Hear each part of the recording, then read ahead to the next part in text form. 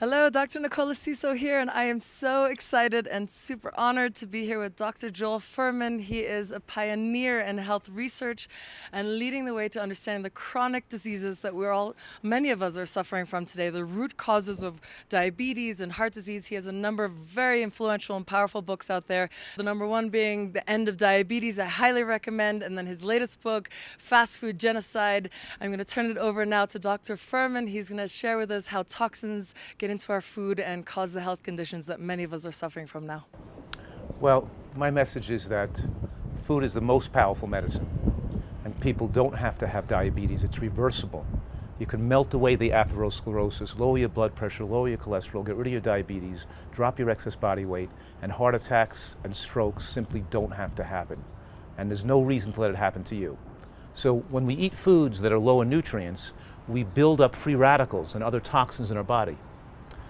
One of the toxins that ages us and ages diabetics and causes kidney problems and macular degeneration, diabetic retinopathy, are called advanced glycation end products.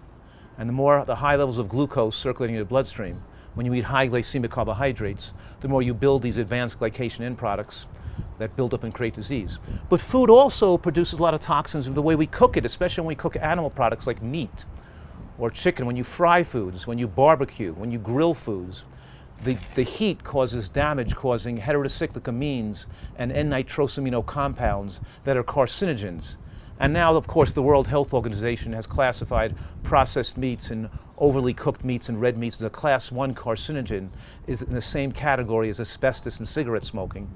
And what I'm saying right now is these toxins worsen and accelerate diabetes, they promote weight gain, and they promote the growth of bacteria in the gut that cause inflammatory and toxic compounds. So it's not just the toxins in the foods themselves, but when you eat a diet high in sweets or high in meats, it produces a certain type of bacteria, and those bacteria produce compounds that are toxic, like trimethylamine oxide, which causes atherosclerosis and inflammation in the interior walls of your blood vessels.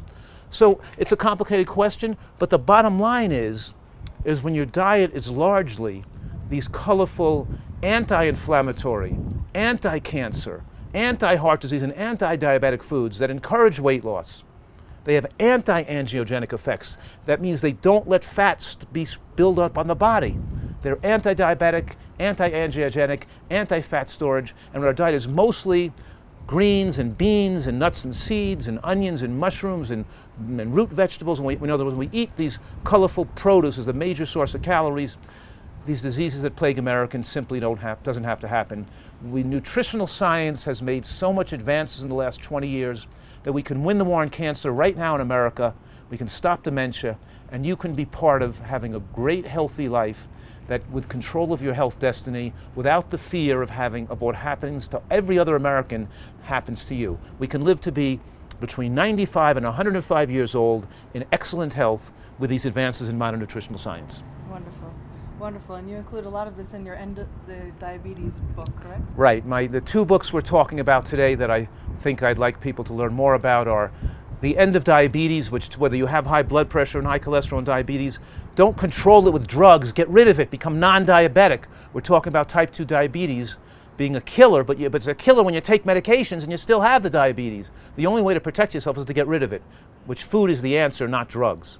And of course, my book, Food Genocide, my newest book, which is people find it very fascinating, a lot of information that are so critically important, because a lot of people know that eating fast food, frankenfoods, processed foods, and the American diet style creates an epidemic of cancer and heart disease and strokes. They understand that, but they don't know that 1 in 5 Americans are now mentally ill. They don't know the relationship between diet and processed foods and mental illness and major depression.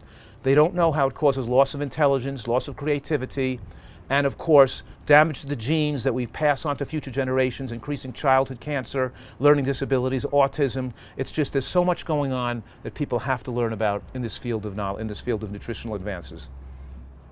Thank you for all your work that you've done, and your contribution to my program has been remarkable. I share a lot of your knowledge with my students, so I'm very excited and honored again to be here with you. My pleasure. Best of health to you and happiness, and best of health to all you listeners.